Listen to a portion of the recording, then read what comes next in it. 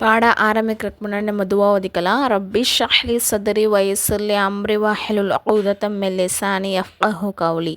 ரப்பி ஸித்னி இல்மா ரப்பி ஸித்னி இல்மா ரப்பி ஸித்னி இல்மா.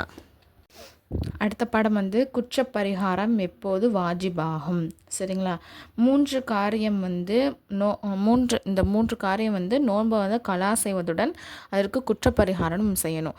என்னென்ன விஷயம்? அது ரம்லான் மாதமாக இருக்கணும். ரெண்டாவது வந்து நோன்பு வைத்த பிறகு தகுந்த காரணமே இல்லாமல் நோன்பை வந்து முறிக்கிறது. மூணாவது வந்து நோன்பு ஞாபகம் இருந்து உடலுறுக்கொள்வது. அல்லது இப்போ நம்ம பொதுவாக மக்கள் சாப்பிடக்கூடிய சாப்பாடை வந்து நம்ம சாப்பிட்டுட்டோம் அப்படின்னு சொன்னால் என்ன ஆயிரும்னா நோன்பு முறிஞ்சிரும். சரிங்களா? அதையே மக்கள் சாப்பிடாத பொருளை நம்ம சாப்பிட்டுட்டோம் அப்படின்னு சொன்னால் நோன்பு முறிஞ்சிரும். அதற்கான வந்து கஃபாரா வந்து வாஜிபாகாது. உதாரணமாக என்ன சொல்கிறாங்கன்னா, கற்கள், மண், காகிதம் இது வந்து பொதுவாக மக்கள் சாப்பிட மாட்டாங்க. சில பேருக்கு தான் அந்த பழக்கம் இருக்கும். இந்த மண்ணை எடுத்து சாப்பிட்றது, பேப்பரை இது பண்ணுறது, அந்த மாதிரி பழக்கங்கள்லாம் இருக்குது இல்லையா? அப்போ அது சாப்பிட்றது மூலமாக நோன்பு முறிஞ்சிடும். ஆனால் கஃபாரா வந்து என்ன ஆகாது? வாஜிபாகாது. சட்டம் என்ன சொல்கிறாங்க அப்படின்னு சொன்னால், இப்போ ஒருத்தவங்க மறதியாக சாப்பிட்டுட்டாங்க. சாப்பிட்டதுக்கப்புறம் என்ன பண்ணிடணும்னா அப்படியே ஞாபகம் வந்து டக்குன்னு மறுபடியும் எதுவுமே சாப்பிடாம நோம்பாகவே இருந்துடணும். அதை விட்டுட்டு நான் தான் சாப்பிட்டுட்டேனே அப்படின்னு சொல்லிட்டு எனக்கு நோன்பு முறிஞ்சிரும் அப்படின்னு சொல்லிட்டு இன்னும் கண்டினியூவாக அவங்க சாப்பிட ஆரம்பிக்கும் போது தான் என்ன ஆகும்? அவங்களுடைய நோன்பே வந்து முறியும். அதுக்கு வந்து என்னது? கஃபாரா வந்து வாஜிபாகாது. கஃபாரா அப்படின்னு சொன்னால் குற்றப்பரிகாரம். அவங்க செஞ்ச தப்புக்கு செய்கிற பரிகாரம் தான். சரிங்களா? நோன்பை வந்து யாரெல்லாம் வைக்காமல் இருக்கிறதுக்கு வந்து அனுமதி இருக்குது அப்படின்னு சொன்னால் நோயாளி. சரிங்களா? அவங்க வந்து இப்போ நோன்பு வைக்கிறது மூலமாக அவங்களோட நோய் வந்து அதிகமாயிரும், சரியே ஆகாது அப்படின்னு சொல்லிட்டு அவங்களுக்கு பயம் இருந்துச்சு, குணமடையாது அப்படின்னு பயம் இருந்துச்சுன்னா அவங்க வந்து நோன்பை விடலாம். சரிங்களா?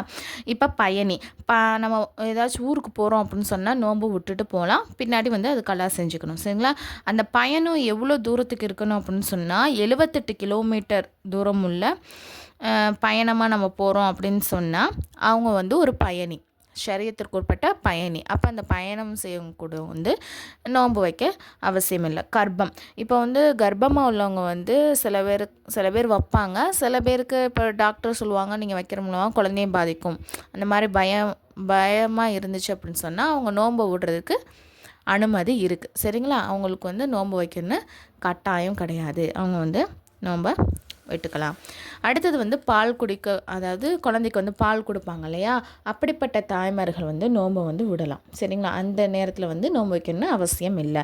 அப்புறம் பசி தாகம், கடுமையாக பசி தாகத்தை வந்து தாங்கிக்க முடியாது, அப்படி அவங்க நோன்பு ஏதாச்சும் வச்சுருந்தாங்க அப்படின்னு சொன்னால் அந்த பசி தியாகத்தின் மூலமாக அவங்க உயிர் போகிறது கூட ஆபத்து இருக்குது அப்படின்னு சொன்னால் அவங்க நோன்பை வைக்காமல் இருக்கலாம். அப்புறம் வந்து வயோதிகம், பலவீனம், ரொம்ப வயசானவங்க வச்சா ரொம்ப ஆபத்து, உடல்நிலைக்கு வந்து பாதிப்பு ஏற்படுதுன்னு சொன்னால் அவங்க நோன்பு வந்து விடலாம். சரிங்களா?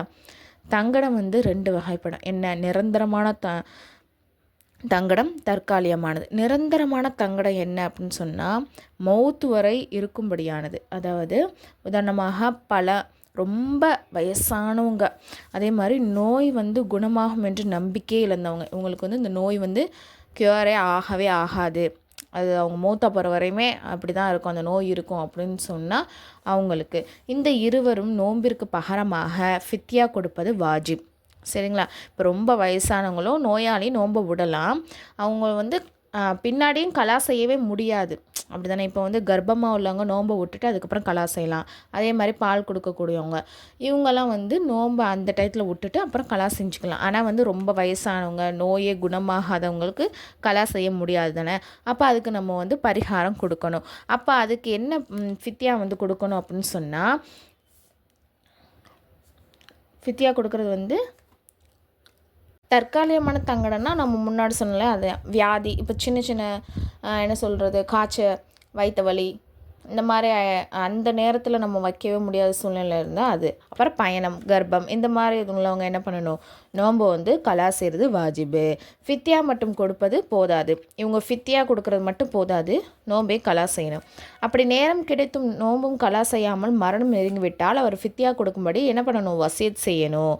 அப்படி அந்த தங்கடம் நீங்குவதற்கு முன்பே மரணம் வந்துருச்சு அப்படின்னு சொன்னால் ஃபித்யா கொடுக்கும்படி வசியத் செய்வது வாஜிபாகாது. அதாவது அந்த தங்கடம் இருக்கும்போதே, அதாவது அதாவது அவங்க வியாதியில் இருக்கும்போதே மூத்தா போயிட்டாங்க அல்லது பயணத்தில் இருக்கும்போதே மூத்தா போயிட்டாங்க அப்படின்னு சொன்னால் அவங்க என்ன பண்ணணும், ஃபித்யா கொடுக்குறதுன்னு வசிய செய்யறதுன்னு என்னது வாஜிப் ஆகாது. ஆனால் அந்த தங்கடமும் நீங்கி அவங்க அந்த நோன்பை வைக்காமல் ஃபித்யாவும் கொடுக்காம அப்படியே காலத்தை கடத்திக்கிட்டே போகிறாங்க. அப்போ மவுத்து வந்துருச்சு அப்படின்னு சொன்னால் மவுத்து வர அந்த மரண சாசனத்தில் வந்து வசியத் பண்ணுறது வாஜிப். ஓகேங்களா. அடுத்து ஃபித்யா என்ன கொடுக்கணும் அப்படின்னு சொன்னால், ஒரு நோன்பிற்கான ஃபித்யா என்பது ஃபித்ராவுடைய அளவு என்னென்னு 1.25 கிலோ கோதுமை அல்லது அதன் கிரயத்தை ஏழைக்கு கொடுப்பது. நம்ம முன்னாடி பார்த்தோம்லே அதே மாதிரி தான் 1.25 கோதுமை கொடுக்கணும். இல்லாட்டி அதனுடைய அதுக்கு இப்போ 1.25 கிலோ கோதுமை வாங்கினா என்ன ரேட்டுக்கு நம்ம வாங்குவோமோ அந்த காசை வந்து அந்த ஏழைகளுக்கு வந்து நம்ம கொடுத்துடலாம். இது வந்து ஃப்ரீ முஅல்லமா கோர்ஸ். இதில் வந்து நான் சேரன்னு விருப்பம் உள்ளவங்க, அதாவது ஒன்லி லேடிஸ் மட்டும் இதில் வந்து ஜாயின் பண்ணிக்கோங்க.